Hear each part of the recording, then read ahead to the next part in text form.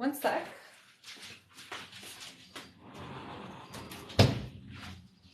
Close the door. Hi, everyone. I am going with Erin. Oh, yes. It We worked. did it. We did How it. did I'm it, so proud of us. how did you do it? Because I just got your invitation that just like pops up on my screen. So down in the lower left-hand corner, it is an option that says hosts with like the two circles. Oh, And if you click that, it creates us as co-hosts. is it the one that says invite the host to a match? No, that's a separate one. It'll say match, and then in the other and the next to it, it should say hosts. Co-host. Co-host. Got it. Yeah, Oh, good to know. It's that I easy. I know. I'm so impressed. So I'm just kind of waiting for people to jump on, playing with my tuning fork because that's what I do. Oh, nice. What do you do with your tuning fork? You know what? I do all kinds of weird things with this tuning fork. Whatever. It's not like a fancy one by any means, but it's a nice thing to sort of wave around when you just feel like you want to come into center really quickly. And then you just kind of run it up and down your body and you're like, huh. Oh, nice. Because like of the vibrations. Yeah, no, tuning forks are a really easy way to sort of get some sound healing without needing to like spend a lot of money or um do anything fancy. Like they all just kind of have like different vibrational levels that do different things to your energy, but yeah, I don't even use them like super seriously. I just kind of have them around sometimes and play with them when I feel Nice. inspired. Yeah, Nice. totally. Very cool. Were Yeah. you always very musical as a person? Were you Yeah, musical? I have been. I've been singing since I was a kid. Um, Musical theater was my first love, and Oh, no way. yeah, Oh, I think I saw my your wife, part in musical theater, right? yeah, my wife writes musical theater. She Well, writes the music and the book. uh, Yeah. that is so cool. I love that so much. Yeah, musical theater will always be my first love, I think. Like I still to this Oh, day, I love that. I love going to see any show. And yeah, so I was in more of like the serious side of music for quite some time and then transitioned out of that in my early years. But it's what got me into using sound for healing. So I'm super grateful for that always. But yeah. Yay. Yeah, how are you doing? Yes, secret writer. My wife is a musician. Yes, singer songwriter and also writes musicals her own. And sometimes she does like work for hire and she writes like music for other like people, but mostly her own. What are we talking about? I guess Erin, you can tell folks what we're talking about. That's true. Okay, so today we are talking about, well, okay, let's back up a little bit. So we got Steph here who is an expert in capitalism. Am I correct in saying that? Yes, she's an expert in capitalism. Um, Well, yes, but I studied capitalism. I'm a scholar. I can say I'm so scholar. okay, you're right. Okay, I was gonna say you introduce yourself because I feel like you could probably introduce yourself better than I could introduce you. Oh yeah, sure. So I'm Stephanie, she, her, and I used to be a grad student, PhD student, and my specialty was to study capitalism and colonization and decolonization. They kind of go together. Okay. So currently, I am a content creator on TikTok, and I call out specifically whiteness and white supremacy and colonization in New Age frameworks. I am a political theorist by training, so I am a qualified college professor that can teach on anything related to political science. So Erin wanted me here so we can talk about your, big questions that you all are experiencing around capitalism, U.S. stuff with politics, like what's going on. I do have to specify, like, American politics is not like the American political system is not my specialty. Yeah. I'm more of a philosophy person, so I'm more of the political theory. So that's why I call myself a political theorist. But yeah, hi Sukra Ray. Yeah.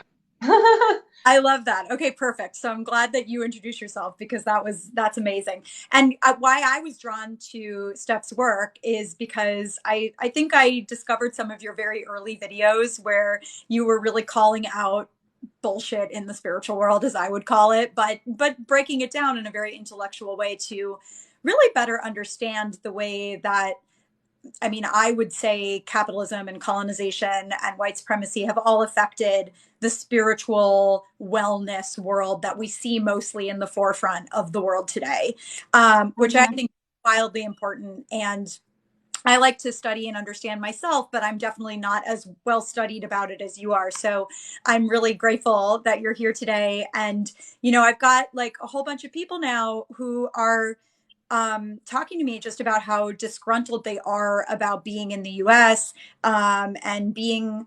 And I personally believe that that has a lot to do with the Western ideology in general. I think that people, not just in the US, obviously, the US has its whole world of political issues that are going on at the moment. But I think that the Western ideology in general, that is very rooted in capitalism, is very rooted in colonization, um, tends to just run people into the ground. And so, what I see a lot, and I'm seeing a lot on my TikTok, is people feeling very angry and very disgruntled and very like, get me out of here. I don't want to be here anymore. And I totally understand that as someone who's lived a lot out of the US.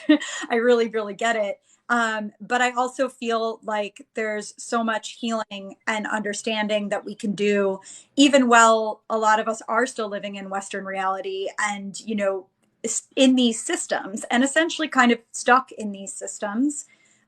Because even if we leave the US, we are still rooted in Western reality in many, many ways. So I thought that we could chat about that and chat about this struggle that people are facing and also like understanding it better and like how we can move forward in that way. Mhm. Mhm. This is such a great topic of conversation because when you're talking, so I would love to hear from like those who are in the room, like what are you going through? What are some questions that you want to ask me or that you're feeling around this topic? But the first thing I'll say is that like even if you can leave the US, like there's so much privilege in being able to leave. And when you leave, like the problems are not gone per se because like the United States and like so much of the West is like basically an imperialist force, right? So like the reason why Americans can leave and live comfortably, like really comfortably with like way less money in other parts of the world is because of neo-colonialism and it's because of the history of colonialism and because of white supremacy and like this idea that whiteness is superior to everything else. Like when you do leave and you live in another country, you're treated like so much better than the people who are already living there.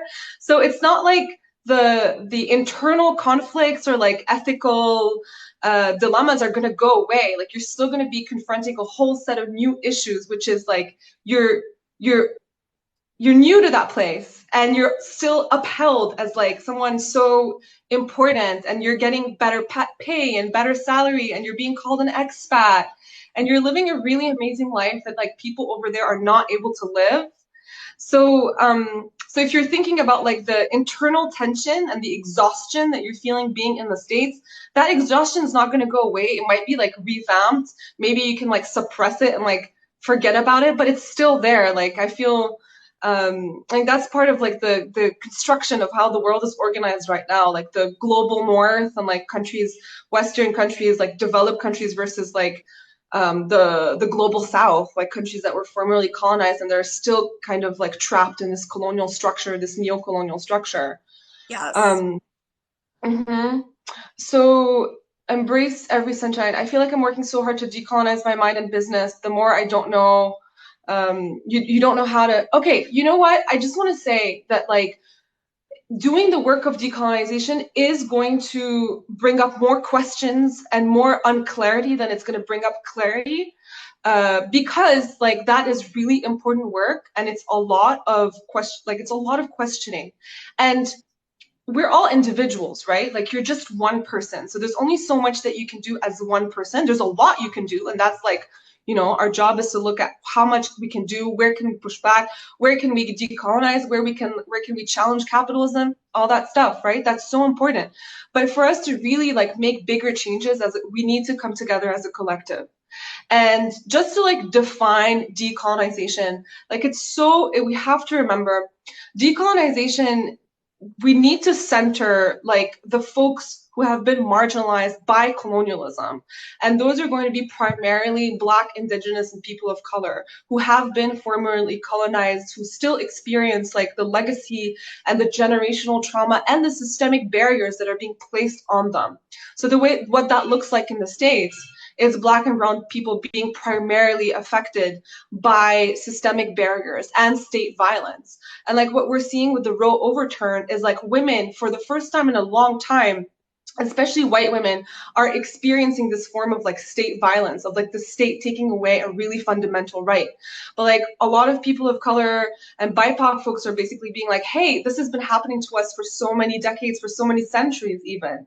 And like, obviously, so we're familiar with that kind of antagonistic relationship to the state that's treated us like shit. So just to like, I want to validate you that the work of decolonization takes a lot of time, and I would highly encourage you to also like follow BIPOC accounts, folks who are doing that work already. I have wonderful accounts for you to follow, because I'm a woman of color, but I'm not Black, I'm not Indigenous. So that also like is going to define my experience, and my proximity to whiteness also like gives me a lot of access in the society. Even though like historically my ancestors, like even up to like my grandparents, were like colonized people in Egypt and Lebanon. So I experienced like colonialism very internally. It's affected me. But at the same time, like moving to North America means something very specific. Like I'm entering a matrix that already like is pre-existing. So, I have a lot of questions too. So you're not alone, and it's about learning, it's about educating, it's about studying, and it's about like sometimes it's about sitting back and listening to the voices that have something to say and that are important. So I hope that helps with it's basically just saying like it's okay for you to have questions. It's okay for you to feel like a little bit unsettled. Like Indigenous thinkers talk about this a lot, like unsettling, like which is like the antithesis to settler colonialism. So we're unsettling what we think of as knowledge and what we think of as certainty. And I actually like in decolonial spirituality, like when I call out spirituality, I really also pay attention to who thinks they have all the answers. And the coaches and the folks out there that are presenting a very like simplified and like distilled and simplistic and like almost like categorical black and white perspective of the world, like that rings alarm bells for me, because it's like it's so much more complex than that. I would much rather folks be messy and question and try and fail and try again and learn, and over having that like clear cut like answers to everything that is just ego and arrogance, because it's not true. Like we don't have answers to everything.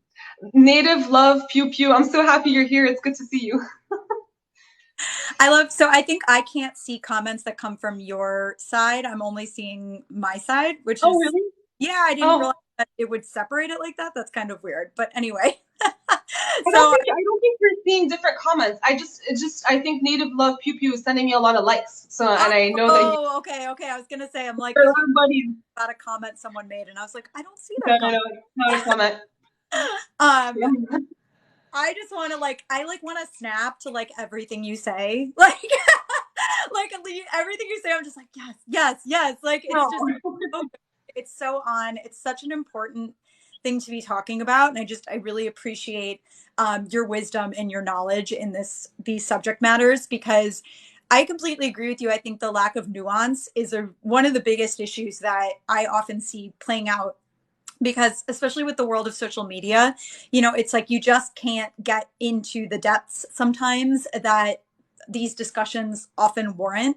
And often like something that I've noticed is people tend to like generalize in a lot of different ways. Like even on my page, people are constantly talking about like the US versus the rest of the world. And I'm like, well, wait a minute. The rest of the world is like a massive, very diverse, very different place. Like every country is different. Every, every story that we're telling is very unique and different. And so it's like, it's always interesting to me that it's hard to really break that down in a very detailed way when we're just going through the internet the way that we are. But we can do our best, and we can always just keep showing up. And like you said, like just doing the best that we can, and sometimes messing up and sometimes making mistakes, and learning from those things. And so, watching people work through that, I always find really fascinating. So I agree. It's really remembering that we don't have all the answers, that there isn't anyone that knows everything. And I find that that is one of the biggest red flags to watch out for, especially on Mhm. that. If somebody's out there being like, this is the answer, or this is the way it is, it's like, oh God, okay, maybe not though. There might be someone that's not the way it is for. And so I think that that's a really good thing to look out for when you're dealing with people, just through the internet. So I love that. I think that's spot on. Yeah, yeah, for sure. That claim to universality, I say this a lot to my students in our workshops, like the claim to universality in and of itself is a colonial concept. So in my upcoming workshop on decolonization, we are really going to look at that because like philosophers, Western philosophers are known to generalize and make things like seem really universal. Like think about the French Revolution, the Universal Declaration of the Rights of Man. First of all, man is like capitalized and it's meant to like embody everybody and subsume everybody, but they only just really mean the white man because at that point the black man was not really a man and the woman's not really, like considered to be like fully human either. But yet they're tending towards this universality, and this universality does not like advantage minorities who are not actually like thought of. Like when that document was written, they were not thinking about these people, and yet they're claiming to be universal. So when we have like laws that are built on that universality, but it's not really taking into account other people's like historical place in the world, then we end up in a system that is just reproducing the injustices and the asymmetrical power imbalances. So we always need to pay attention to this universality. We see it come up in spirituality a lot, like this language of um, like, the divine feminine is for everyone, or like this thing is for everyone, or manifestation is a law and a law is universal. And it's like, no, actually manifestation is going to primarily work for like white upper class, middle class folks who have no systemic barriers and like, systems in place to hinder their success, or even like will have generational wealth and support to like propel them into that kind of upward mobility and access and success. Mm-hmm. So anyway, this is just but folks in the comments, let me know if you want to like I don't know what you want to talk about. So just like for sure, post and comment. Ophelia, hi. Hi Shine24. You were afraid to say or do something wrong, but it stopped you from showing up at all. So you listen, you learn, you lean. I love that. I love that approach. I can feel like something's clicking for you. So I'm really happy. Shine24 is one of my students. And spaces and workshops like Steph have supported me in figuring out how to do supportive work. I am so happy that I can be there for you. I'm so proud of you. And, like keep coming back, keep asking questions, keep being curious and questioning everything, but and at the same time, like don't be afraid to try things. Yeah, native love pew pew. Western society is a reflection of an old white man's mind, which is kind of cringy, to be honest. Yeah, it really is. We're not Like agree on that one.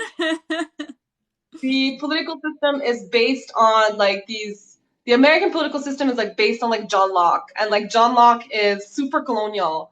Yeah, he gets touted as like a really important like philosopher for Western thought, but again, as I was saying, Western thought is like it's pretty much colonial. Like until you get to the 20th century with decolonial thinkers who are actually taking on Western thought as an object of inquiry. And of course, like I'm not talking about like indigenous thought or Eastern philosophies or philosophies that are non-Western. Of course, these have their own, entire body of existence that's outside of what we're talking about. But Western thought is colonial.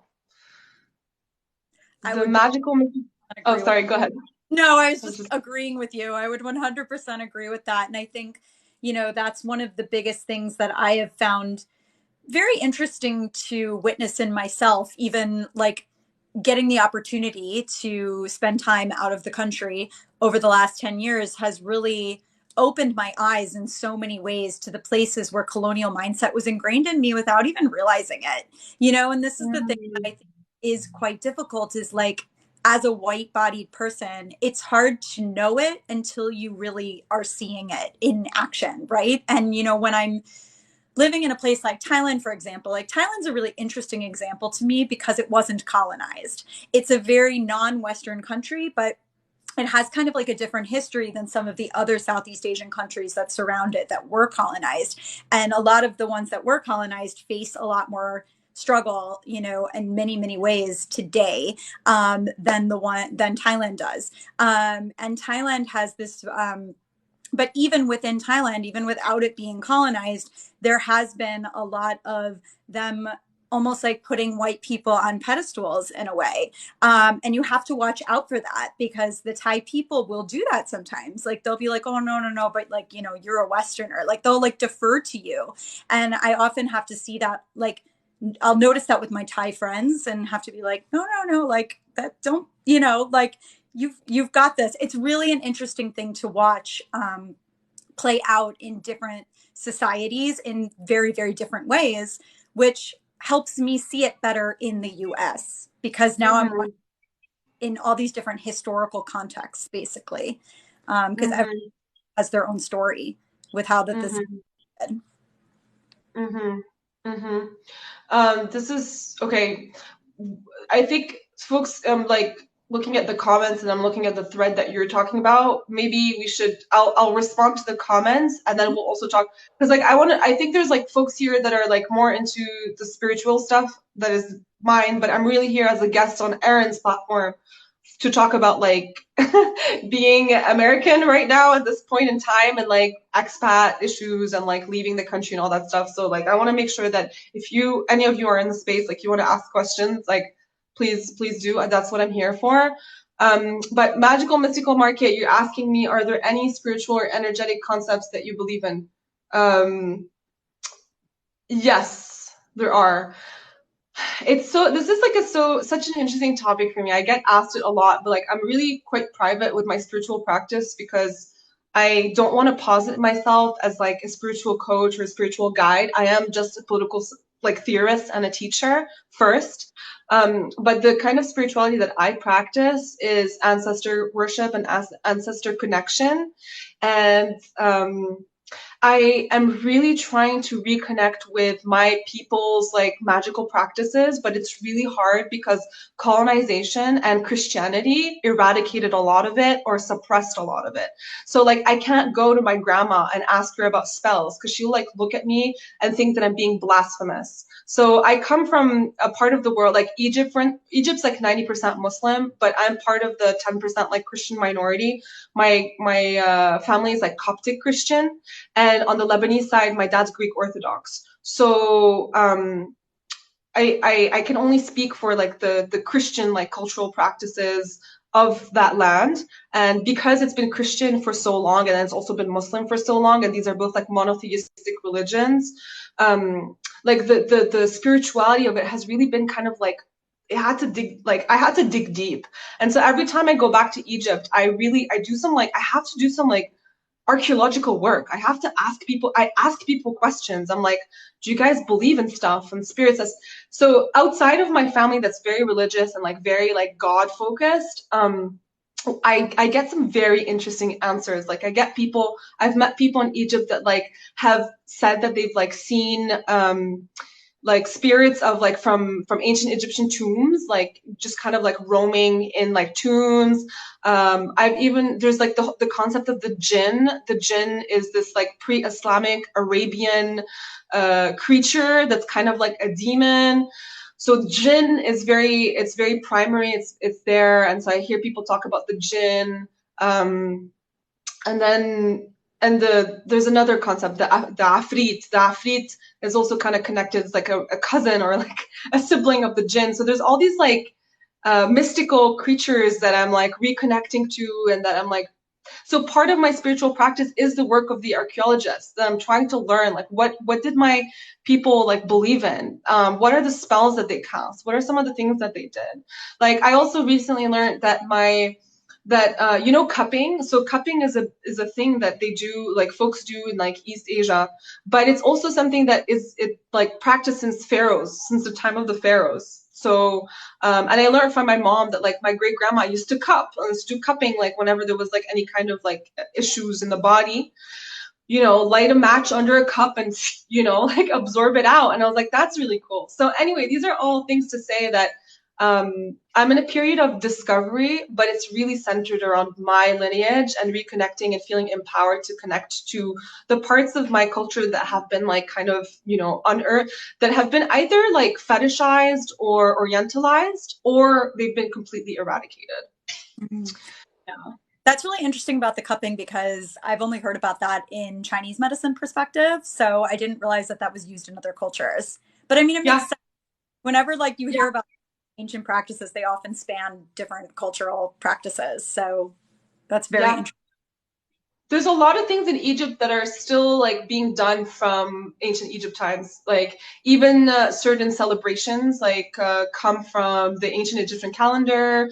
People still use the months that are, you know, pharaonic months. So they use like the Western months, but they also use the other months because like the months that they have in Egypt are like based on like sandstorms and like wind, and it's just really interesting, and the place is really really magical. Like I, as an intuitive person, like when you go to the temple or temples and you're visiting, it's so, the energy is so strong.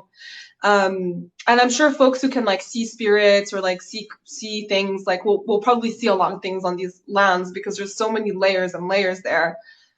Yeah, that totally. So By the way, I can't yeah. see questions that are being left for you. I'm not sure. I'm not sure why, but just so you know, I'm not. Okay. Oh no way. Okay. So So let me read them out. feel Let free me to. read them out. Be intuitive. Be intuitive is saying people who come from a Christian religion to spirituality have a hard time questioning their practice, a lot of unconditioning to do. That's true. Erin, I'm not sure if you come from a religious background, but like part of what we do on my account is we call out and we recognize the ways in which religion gets repackaged Yeah. in spiritual jargon, and that's why the field feels so like adjacent. Like you can just go from being spiritual to religious or the other way around. Like the two are very close. No, that makes perfect sense to me. I come from a Catholic background, and I've had to really untangle myself from a lot of the Catholic things that were sort of forced upon me when I was younger. But something that I've really noticed in spirituality is that most people's relationship to God or the universe is like heavily colored by whatever they were raised with, whatever ideology was sort of pushed on them when they were younger. And so kind of this idea sometimes that you could be like punished or you could do something wrong or you could mess something up. Like I see it like sort of almost this parental thing that kind of plays out, but it's often heavily colored by whatever, you know, ideology had been pushed on you since you were quite young. Mm-hmm. Mm-hmm. Yeah, yeah. And we have magical mystical markets saying decolonizing your spiritual beliefs and practice can be described as an external thing, but I feel it's very personal. I feel like it's both. Like it's definitely personal work. But to recap what decolonization is, it's multiple steps. And the first one is to look at what practices you've adopted or that you're using are like cultural appropriation or practices that don't belong. And we explored this. You were in the live like the last time we explored this. I hope, like I know you were there, but like um remember when we talked about like how these practices, when white folks and folks especially like in North America take up these practices like saging or Palo Santo, like it has ripple effects on the people that have been colonized and for whom these traditions are sacred. And it's not just like like a culture. It's beyond cultural. It's also economic and financial. There are financial and economic repercussions as well. Like Palo Santo gets mined illegally. Sage is on the verge of extinction. And of course, there's the spiritual part of it. Like folks don't have permission or have not been invited to use these traditions. So the process of decolonizing, there is a certain element of accountability to it. It can absolutely be personal, but it's like we have to start like recognizing like what's going on with the practices. What are the histories of the practices that I'm using? Who am I erasing in that process? How can I recenter them? And does recentering them mean reorienting myself towards a different tradition that is more in line with my lineage? And also because we talked about how for white folks to reconnect to their lineage, that's also really important, because it's important for white folks to remember that you have a history, and that your history is not just like stealing from other people and colonizing other people and like telling other people that they're inferior, because that's like the framework of like white supremacy. So reconnecting to whatever subset of ancestry you have can also start decentering and pushing back against that narrative of universality. So yes, I just wanted to reinforce your point, magical mystical market, that it's both like an external process of accountability, of collectivity. We're working and we're learning together, and we're recentering the voices of indigenous people primarily, whose practices are, the object of theft and like exploitation at a really large grand scale. So that's a really important thing. And so the reason why I'm emphasizing indigenous is because like all the things like the abalone shells and the sage and the palo santo and like the sweetgrass and like the powwows, like there's really zero questioning of like the people that are being erased. But there's also like a lot more erasure. Like I just did a gender workshop where we really like dug deep into the concept of the divine feminine. And the divine feminine also has like some heteronormative queer erasure. So how do we make sure that our frameworks are not hurting or erasing people, the very people whose rights are under attack, whose lives are in danger? That's why it has such a political urgency for me, because we can't be practicing these things and like at the same time people are dying, So yeah, of course. But, oh, go ahead, Erin.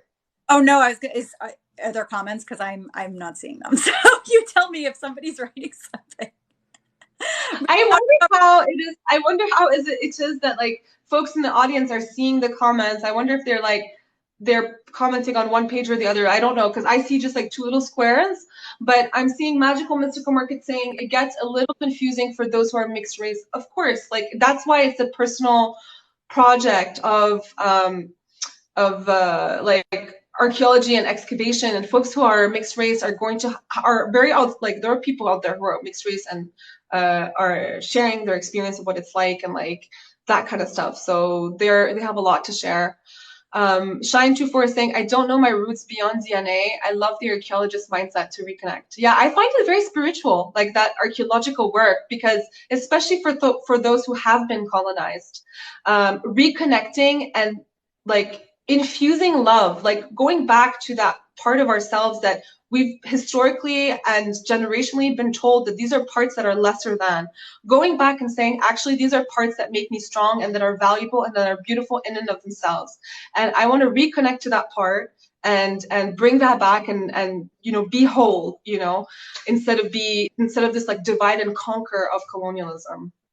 The other thing that I think is really helpful to point out when people don't know their ancestral roots or have many different ancestral roots, because, like, I know for myself, I come from many, many different ethnicities. So, I like looking into the ones that, are the bigger chunks or that I'm called to. But also at the end of the day, colonialism and the colonialist mindset has stripped all of us, from what is truly sacred, and remembering the sacredness of our own connection to life and our own connection to ourself. And that's something that anyone can connect with, right? Like, regardless of what ethnicity you are, regardless of where you come from, we're all coming back to the remembering of our own inner truth and stripping ourselves of the conditioning of what we've been told that is not true. Mm-hmm. that sacredness of life, which is so much of why we see so much of the destruction in our world today, why we see so many of the problems that we see, right? Is that we are so disconnected from what truly matters and what is truly sacred and life and our own inner life and the life of everyone and the importance of that. So, you know, the indigenous cultures obviously had a much deeper connection to that that has been more maintained despite all of the, you know, horrific stuff that has happened over the years. And so what I often see is that white bodied people or anyone that has been disconnected from their roots is looking to those cultures because they're like, oh, look, there's still something there. And, you know, a lot of us Western people feel that absence. You know, we feel the absence of that sacred connection. And so we look externally, but what ends up happening is often we end up taking and we end up, like you said, causing more harm in that process. And so I like to remind people that like there is no there's no barrier for entry for just looking within, right? Like you can always do that. That is always available to you to go within to reconnect to yourself.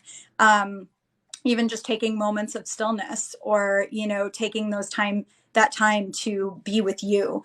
And so, you know, I think that's an important thing for people to remember because I see so much desperation of like trying to find Mm-hmm. things that will help us get there. Mm-hmm. Mm-hmm. Yeah, that's exactly true. Like that, I agree with this framework, with this like this idea that like we are so disconnected from ourselves because of capitalism and like uh, I see this a lot like with writers talking about alienation. Like capitalism creates this alienation, colonization creates this alienation from self, and it affects everybody. So what we see with New Age frameworks is that they're interested in promoting this reconnection to self, and this reconnection to self is gaining a lot of traction. Like it's beneficial for everybody to reconnect to ourselves, but the way that they do it is often by extracting from other cultures that still have and exhibit these traces of connection to self. And that's why it's so important to examine like whiteness, because if we don't, then that pattern of taking and extracting just continues to be reproduced without question and unexamined. And that's why I really like the folks who are like the white people in spirituality that are trying to reconnect to their white lineages, because like that connection to self like existed in every single tradition, whether it's like the, you know, like the Vikings or the Sami or whatever, like cosmology, you know, the Celts, the Gaulois in France. Like everyone has this like close to nature like practices that are super interesting and predate and exceed like the narrowness of Western political thought, which Mhm. is so focused on like dominating mind over matter and just like being in the mind all the time. So I understand like why we're here and why there's so many people in the spiritual space that want to reconnect, because we're burnt out, because we're tired, and we know and we see how this like colonial framework and capitalists and like all the intersectionalities are hurting us, and they're shrinking us, and they're disconnecting us from ourselves. So the Mhm. key here is to make sure that when we're reconnecting, that we're not reconnecting in a way that is contributing to the further erasure of people who are already erased. And because in that case, like the practice becomes colonial. And but what you're saying about like we don't need that much to reconnect to self, that's so true. And that's also like what capitalism does. Like the spiritual market industry will be like, you need this and you need that and you need this shell and you need this like $15 like incense and you need this super fancy candle and you need this like really cute journal, but you really don't. And so it's important to invite pause and reflection in your practice and make sure like, okay, like are the things and the tools that I'm using, are they ethical? Are they ethically sourced? Like all these crystals, you know, all these like extra little things, the dream catchers, like so much of it is like cosplaying indigenous cultures in North America and all over the Americas. And uh, without actually, and it's like, and that's not to say like don't work with like indigenous folks, but like pay them, you know what I mean? Make sure that they're getting compensated. Mm. Um, like if you want to like decolonize your practice, like work with people of color, work with Black healers who explicitly say that they're here to help you like decolonize. So these are all really important things. Like make sure that you're uplifting and centering the voices that have been historically marginalized and erased and suppressed and made small, because in your process of taking up space, you want to make sure that you're also helping other people take up space, because that's the collectivity, that's the awareness of like we're not alone, we're with each other, Yeah. you know? Yeah, I think I really see that as kind of the future of where we're moving, is that everyone brings something so unique to the table, and we are meant to be working together. We're meant to be lifting each other up. It's not just about like one person who's like the guru that has all the answers, that they know everything. It's like, no, no, no. Like every single person has had this very unique journey and brings unique gifts and awarenesses to the table. And, I think that because of capitalism, we've had a big focus on the practices and the like what can we buy and the what can we do. And so that is why like I feel it's very important for us to come back to like, yes, those are helpful, and in many cultures they're an integral part of the culture, if that's something you're connected to. But it's also at the end of the day, like there's a famous proverb about the finger that points to the moon, right? If we get obsessed with the finger, we never look at the moon. And so Mm. it's really important for people on a wellness journey, on a spirituality journey, to keep in mind, and know that, there are ways that they can get there, that don't need to, take from other cultures and try to profit from those cultures, which you see all the time, you know. Mhm. In fact, Mhm. I think a lot of times those people get put on pedestals, unfortunately, where it's sort of looked at as like more legitimate or something, if it's taking from another historical practice and culture. And that's just not necessarily always the case. So That's 100% Orientalism. Like the whole thing about like, oh, this comes from ancient wisdom, therefore, like, let's use it. Well, it's like, well, likely if it's coming from ancient wisdom and it's resonating with you, like it's probably been adapted and kind of like sugar coated, whitewashed, blah blah. So so that's number one. And number two, like just because it's ancient wisdom, like doesn't mean you should be using it. Like again, is this idea of like universality. Like a lot of these like ideas and thoughts, they emerge in a very specific context and they mean something very specific. So it's just so Orientalist to just be like, oh, it's ancient wisdom, therefore it's good. Like it's just marketing at this point. yeah. Um, Beeble Beat said, even colonizers are colonized. Many of us don't have anything to connect to but whiteness. So it's important for everybody. So Beeble Beat, like, I love that you're bringing up this argument about even the colonizers are colonized, like whiteness being, like the thing that's upheld and that creates this hierarchy of like, well, I'm white, or like I have that proximity to whiteness, so it affords me a lot of privileges, but you're still being exploited in other ways. That being said, I would be aware of like the wording of colonizers or colonized, because in the way that you're using it, colonizing becomes a metaphor. But when we think about like the history of colonization, it is about taking someone else's land. Like that is the first and primary meaning of colonization, is to like come in and to take someone's land and to uproot and also to ethnic cleanse and to like genocide like people and like take their land. Like that's exactly how the United States was founded. And most of places like settler colonial places are founded. So when we say even colonizers are colonized, like the colonizers, there's still a difference between the colonizer who took the land and the colonized whose land was taken. So there's still like a big, like there's a vital difference there. So I would probably say something like even like colonizers are exploited, or folks who have been like who descend from colonizers are still suffering or still being hurt or damaged or are affected by the system of colonialism and the intersectionality of the system. And like whiteness as a system, white supremacy hurts everybody. So I would probably add that nuance if you're still here, for anyone who hears that argument about like even colonizers or colonized. We want to be aware of making sure that we're not minimizing the historical reality of colonization. And colonization is not a metaphor; it's a real thing that happened. So colonizers are still colonizers.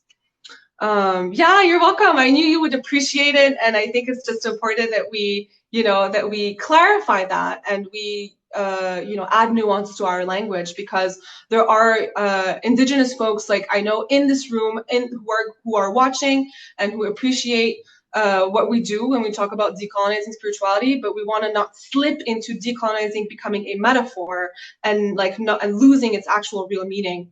Native Love Pew Pew saying, I tell that to European descendant folks and they still call me racist. You're not racist, okay? Like, you're so valid in your opinion, and you're safe here, and your thoughts, like, you're always on point whenever you comment on my videos, and I really appreciate your take. So thank you for being here and like watching with us. Like, your voice is so important. So that's a great point. You're both so well spoken. The decolonization is not a metaphor is not my point. It's from an academic paper called Decolonization is not a metaphor by Eve Tuck. So I highly recommend you check it out. Eve Tuck, EVE, Eve Tuck, TUC.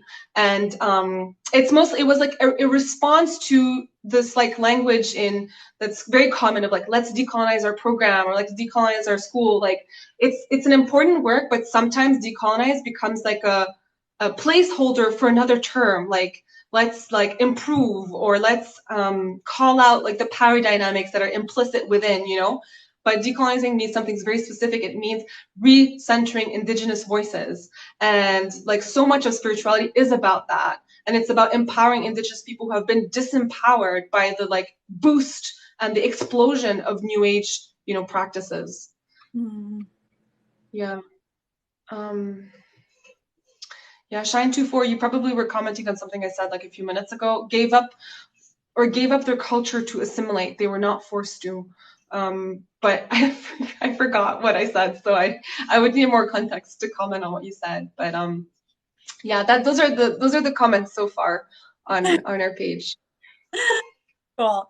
Yeah, I just think you are just such a wealth of information and knowledge. I very much appreciate, just everything you're sharing, and I think it is so relevant to people's desire. I mean, the whole reason I wanted you to come on is because, like I said, I have all these people that are like, "Get me out of America," and they're panicking, and I think that we have to understand exactly everything you're talking about, the way that it has affected us, the way that it has gotten us to this place today, in order to change things and move forward. Because exactly like you said earlier, like no matter where you go in the world, these things are still going to follow you. Like this is the story that we're dealing with as a collective on this planet, and it has to be dealt with, and we do have to confront it. And the way to confront that is to understand it better. Like that's step one, right? We have to understand accurate history. We have to understand what's going on.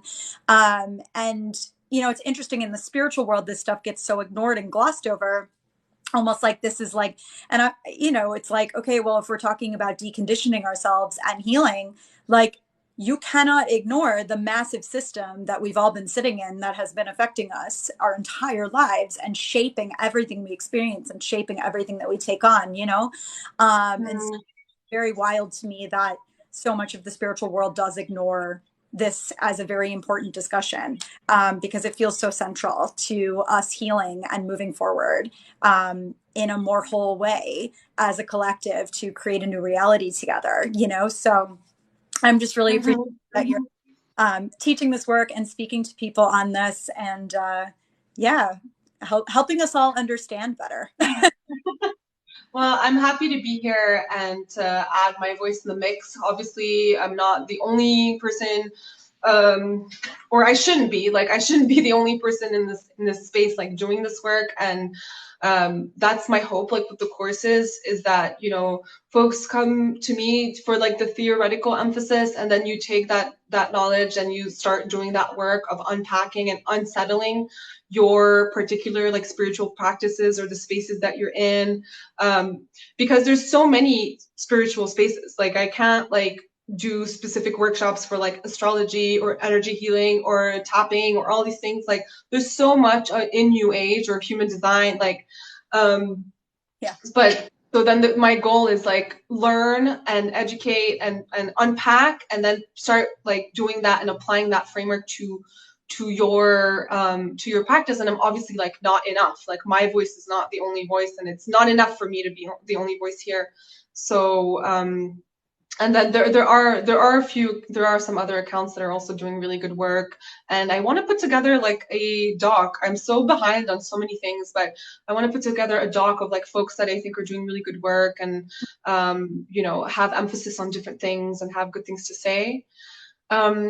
You were saying something. Oh yeah. One last thing I'll say to anyone who's like trying to leave the US and stuff, like this also, I get this a lot in like, I see this a lot in like international development, like as a field, Mm-hmm. international development, humanitarian aid. Like there's all these agencies from the West with so much money whose entire like career revolves around like development in like the global South.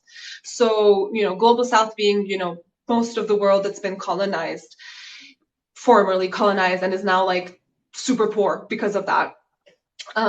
So this idea that the West has so much to offer and is kind of like superior and better, and has this like this imperative, this almost like white savior imperative to go to these places and like offer them food and offer them like building structures and all that stuff. But what's important to remember is like when we have our gaze so turned towards the outside, we kind of forget what's going on here in your own backyard. So it's like to remember, like this is something for you to also tell your followers, like the folks who are on your account, like remember what's going on in your backyard. Like it always, you know, like if you're turning yourself this way, you probably need to reorient, even if it's uncomfortable. There's so much internal like injustice and inequality. Like the United States as a country is founded on the enslavement of people, of Africans, and it's also founded on the genocide of Native Americans. So like it's a very, very violent foundation, and that violence like continues to seep and exist and like shape society and inequality. And I know that we want to escape it, but you really can't. Like that's just the Yeah. reality. And like for me as like an immigrant who comes here, like at the age of 13 to Canada, like it's the same. Like I'm not going to escape it. I'm not going to like, you know, like this is the reality, this is the matrix I now exist in, like the socio-political like web. And it's just it's our responsibility. But like the good news is that you're not alone, and you don't have to do it alone. Like sometimes hyper individualism can like get to us and we're like, it's all on my shoulders. But I would like invite like imperfection. I would much rather you like try. And so much of it like starts with just like learning and sitting back and being like, okay, I don't need to be doing necessarily something right now. I maybe just need to be learning, and I need to seek out like the voices of people who have something to say. And so that's just also like take the pressure off of like, it does not like collective liberation does not rest on your own on all of your shoulders. Like it's all of us together, and we don't need to have like a hero who's just going to like spearhead everything for us. Like we all do it together. You know, it's like that hero framework is, you know, we see it in Marvel, we see it in like, we love a hero, but it's not, it's sometimes we don't need a hero, or there's already people doing that work, and it's just about orienting our lens and orienting our gaze. It's about like, where are you looking and where are you not looking? What are you seeing and what are you not seeing? What are Yeah. those blind spots? And maybe unpacking those blind spots. I love Yeah. that. Completely agree. And it's something that I've been seeing a lot on the comments section of a lot of my videos is people like, you know, when I would share things that I've learned from other cultures that I consider to be very valuable lessons that I've learned from other cultures, you know, and then they immediately jump in with sort of like this, oh, but that country does this or that culture does this, you know, like pointing fingers at what the other culture does. And it was really shocking to me to see that because I was like, wow, you know that all those things happen in the West as well, like all, and sometimes even worse than what we Yeah. assume or have been taught about other cultures.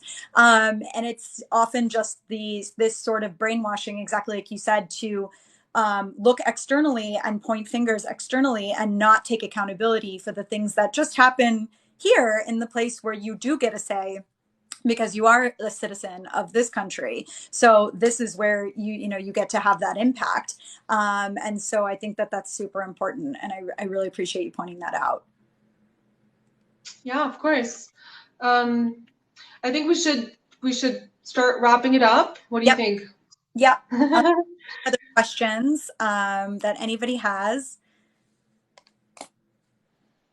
Thank you all for your comments.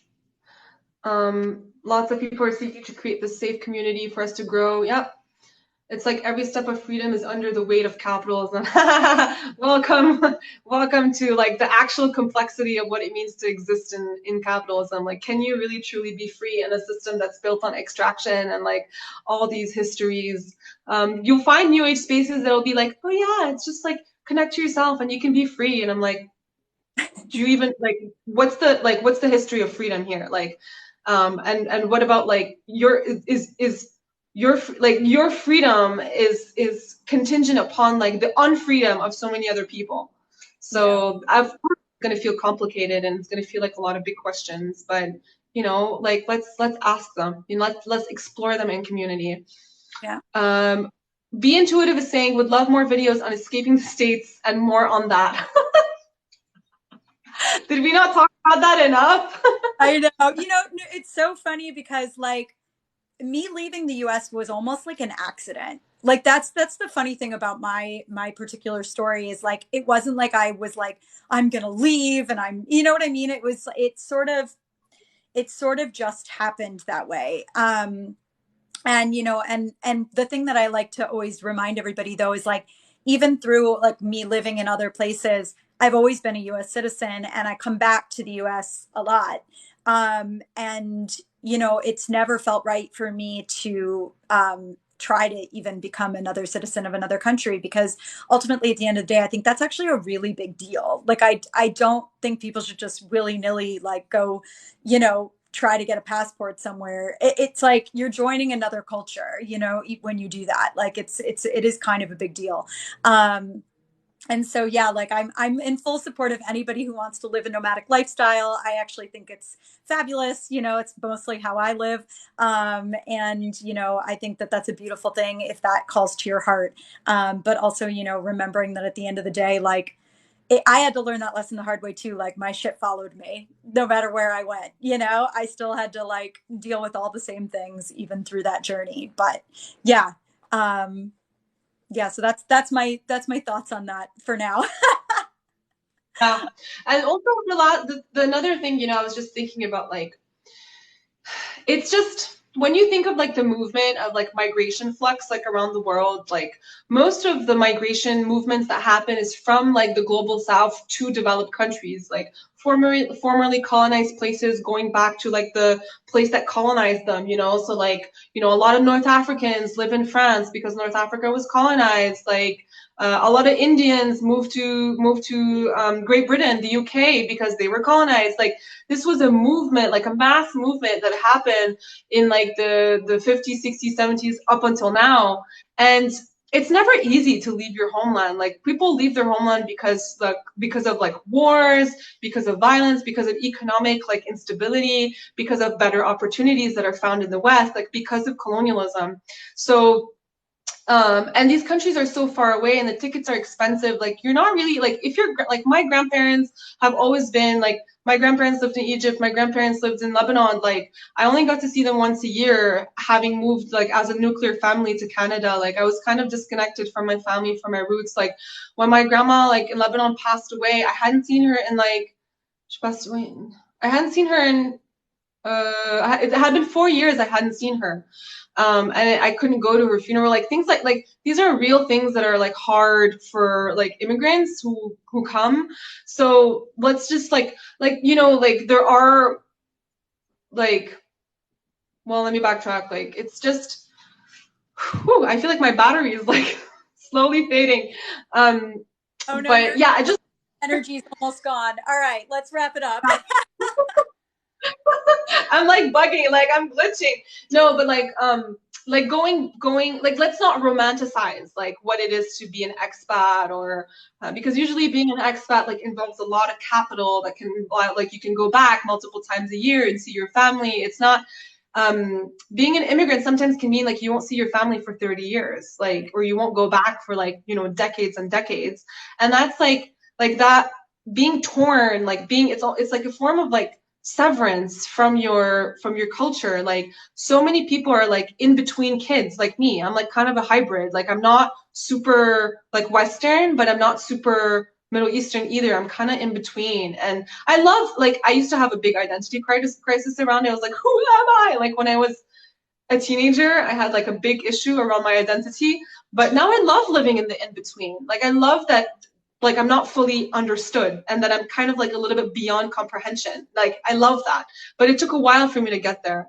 So let's just not to say that like being an expat or like leaving the US because of like gun violence and like your rights being taken away. Like I just want to say that's so real. That's so real and like valid and like honestly you're experiencing state violence and you're experiencing like a huge attack on your rights and on other people's rights and it's distressing and it's and what I want to say is like you're not alone. Like most of the world has experienced this. Yeah. In fact, like being in the West is mostly like you've been sheltered from these dynamics that most people in the rest of the world have experienced. So it's just kind of like I just want to kind of say like join the club of like bullshit that we've, you know, all experienced, and especially people who come from like colonized countries and like poorer countries and stuff. Like this is all shit that we know and that we have to live with. But you know, you like folks who do have the privilege can leave, but leaving is not necessarily easy either. That's that. I Yeah, guess that's what we're saying. it's not at Yeah. all. You know, and like I guess this is part of why, so in my work as a healer, one of the things that I feel very strongly about is supporting people in um, building their resilience. So, like building their nervous system resilience, their energetic resilience, um, and not in a way where it's like, I'm tough and I can like plow through anything, like that kind of bullshit, you know, but more like it's like an inner strength that is sort of an energy I think that so many of us are building up, especially because I work with a lot of very sensitive people, a lot of people that get very bogged down very easily by the realities of the world, by the energies that they encounter every single day. And, you know, there is this importance as we're building our ability to move forward in a powerful way with change and with new pathways, that those people that especially have been sort of the energetic sensitive are able to do that in a way where it doesn't cripple them, you know. And this is the thing, it's actually what you know what you just said about like welcome to the rest of the world, what everyone's been dealing with, you know. It's sort of like there is this need for people to find that inner ability to stay the course of change and transformation, because this work is not easy and it is hard, and it does you know, there will be times when you feel defeated or you feel you know, like it's all so much, and like how do I keep going when it's all so much, you know. And that's why I do feel it's Mhm. so important that we find these ways to heal ourselves. And by heal I really mean like just reclaiming the truth of who we are, you know, in our essence, without stealing from other cultures, without, you know, making life harder for the people that have already had so much hardship put on them historically and even today. And, you know, building that ability to move forward in a very resilient and inner strength type of way. So, you know, I think that, you know, more so than even changing our life externally, it's the internal shift that often needs to occur in conjunction. Absolutely. Like we don't want like the struggle is long and there's a lot of work to be had and a lot of learning, a lot of like mobilizing and collective organization, a lot of unpacking internally. And so that internal work is really important.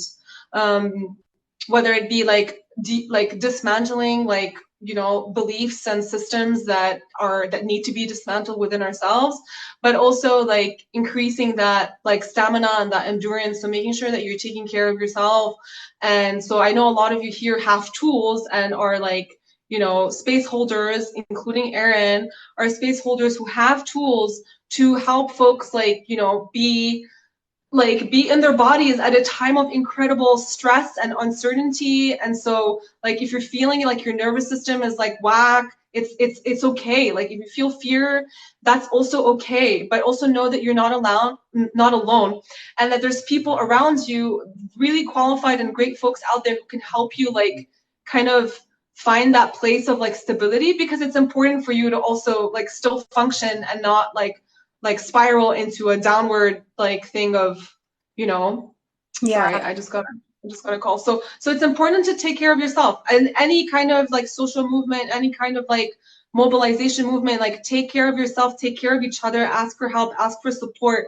And there are people out there who can support you, and like but don't use it as a form of escapism and like forget what's going on after. Like it's always like this double movement of like internal and then external and coming back, and and activated living in the common is saying decolonize our minds and beliefs. Like that's also, to me, that's also healing. Like Yeah. decolonizing is also Like, healing, but I know it's uncomfortable. But yeah. this being out of your comfort zone, like it's so important, because that's healing for us. Like it's healing work. Fully. So All right. Well, I don't want to drain your projector energy completely dead.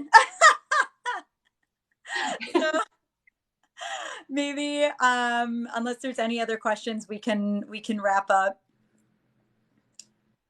I think folks can see me like slowly like fading. So I'm Uh, not I'm not getting any questions on my page. okay. So oh, this was great. This was great. Thanks, Erin, for having me and for inviting Yeah. me onto your platform for us to chat about like being expats and like what the hell's going on in the US and like how to cope with that. Hopefully we gave you some answers, and hopefully like if you can't, honestly, like I say this every time, but like if you come out of like this chat with more questions than answers, that's also okay too. Like that is a good thing, because if you're starting to complicate things that were not complicated before, then that's also a good thing. What is an expat? An expat, like basically it's like when you are from the West, like if you're like French or Canadian or American and you move to a different country, like say like you move to like Africa or you move to the Middle East and you work there, you get called an expat. You don't get called an immigrant. You get called an expat because the assumption is expatriate. There you go. um, is an expat and an immigrant. I think activated living, you talked about this on your page. Like to me, like there is a very like racist difference. Like expat doesn't have a negative connotation in Yeah. the way that immigrant does. Usually immigrants are like people of color who have had to move because of like violence or diaspora or like struggles back in the home country, and they have to go, right? They have to leave for better opportunities. Maybe they're even refugees and then they become immigrants. But expat, it's usually like a highly skilled laborer, like an engineer or a lawyer or CEO that gets taken out of like these Western countries and gets paid a shit ton of money, usually way more than the locals. And they get like treated as an expert, and they really get upheld as like on a pedestal. Yeah. Um, so like, oh, so an immigrant, yes, but like the power dynamics are a little bit different. Like usually when immigrants come to the West, like there's a lot of barriers for them and a lot of like racism and difficulty. Expats don't experience that at all. Like the channels for success and upward mobility for expats in countries like underdeveloped or like the global South, they experience a lot of privileges and make usually a lot of money and live kind of pretty lavishly. Like it depends on like if you're like Erin, I'm pretty sure you were like a backpacker, but In the or you were like a traveler. But like for instance, like in Cairo, like where my family's from, like the fancy neighborhoods are like where all the French people live and all the Germans live, and they're not there for generations. They come for work for a few years and then they leave. But those are like the fancy parts of town. Yeah, it's usually like almost always an expat is by choice, and it's usually someone who just has the ability to leave the country and go live somewhere else, and yeah, enjoy the benefits of being some in another country. I find there's a lot of different kinds of communities. I mean, that's one of the interesting things that I've observed over the years, is that as I travel, is there's lots of little like sub communities all over the world, that I did not know about until I was a traveler, until I was living in other countries. And they all have their own sort of like problematic storyline in a lot of ways. But there's also like new, like the expats typically were often like the older people, like that's just how we often would refer to someone who was like a little bit older and living long term in another country. But then there's sort of these younger communities of nomadic people that they're often younger, not always, but often, and they tend to have like these days there's like the digital nomad scene of people that are like traveling and working. You also have kind of a spiritual nomad scene. That's like a whole other Yeah, world that yeah, I could go all that's the very tea on true. today, because that's crazy town. uh, but yeah, there's all these like sub communities of people, and it's people from all over the world living in other countries, so it's not just Americans. In fact, it's less Americans, it's more, in my experience, it's been more Europeans, especially in Asia. That might not be true Mhm. for like Mexico, or a place that does attract more American populations, but in like Asia, the majority tends to be European. But yeah, Mhm. it's all people that have chosen to leave, essentially. Mhm. Mhm. Mhm. I'm glad that we added that explanation, and I love that you broke it down. Like that's so true. Like the digital nomad and the spiritual nomad, those are like very real. And I wonder if it's also pretty recent. I think Um, yeah. last sure. So yeah, there's a little bit of a conversation I think going on in the comments about like the choice that's involved in being an expat versus being an immigrant. Yeah, Usually immigrating is hard. Like it's not easy to immigrate. Like it's, there's either like a lottery process, there's like a lot of like paperwork, you're not sure you're gonna get it. Sometimes you have to apply. Activated living is saying rise since the 2010s with digital nomads. That's so interesting. totally. Um, yeah, yeah, yeah, yeah. Even So over, I'm glad that we added those layers. I've watched it erupt. Like in the last, like, because I left in 2012, and it wasn't as big of a thing until probably about 5 years ago, and suddenly it was like Mm. a lot of people. Mm. And they really have an impact on the place. Um, like prices will be different, and like the culture will be different. Like the vibe is totally different. You can tell when you're like in a little bit of a European slash like Western enclave in a global South country. Um, Yeah, it's a very yeah. different that happens. It kind of takes over, and it becomes like people just creating like their own microcosm, like in another country, as opposed to like being a part of the other country. That was actually one of Mhm. my favorites about living in Chiang Mai versus living in like some of the Thai islands, because the Thai islands tend to have a lot of those groups where it like takes over the culture a bit. Whereas Mhm. when I was living in Chiang Mai, it was a lot easier to like actually be a part of their culture and like assimilate a little bit more, make more. I made a lot more Thai friends living in the north than I'd ever made living in the south, and yeah, so it's and every country is going to be really unique, and the places and the pockets. Mhm. But Mhm. Mhm. it's an interesting I in that. mhm. What did I want to say? Last thing I want to say, yes, someone asked, like, is this going to be recorded? It is recorded, but I don't think you can rewatch the replay on TikTok. I think we have to like upload it maybe to like a YouTube. I have a YouTube channel. I think you do too, right? Yeah. Yeah, we can upload the replay, and you'll be. I don't know which one of us is going to have the link. I'm not sure. Either. We'll see when we end the meeting. We'll see who gets the link. But because this is the first time we do like split screen. Yeah, we'll figure it out. But yeah, but like keep an eye out. Like I usually upload all of my replays whenever I go live, either myself or with a guest. They go on my YouTube channel. So thank you, Erin, for Yeah, having me. This was a really great conversation, and we can continue. Like, it doesn't have to end here, especially if folks have more questions. But I think this is a really good spot to end, don't you think? Yes, Yeah. definitely. And we will talk more soon. Thank you so much for taking the time to be here. This was totally amazing. And I'm glad we have the replay somewhere in the world. We will get it out there. Thank you Wonderful, all for your questions. Good to see you, Activated Living. guys. Bye, everybody. Much love. Bye, Shine24. Bye, Shibi No Shows. Bye, Bean Twitter. Saying names.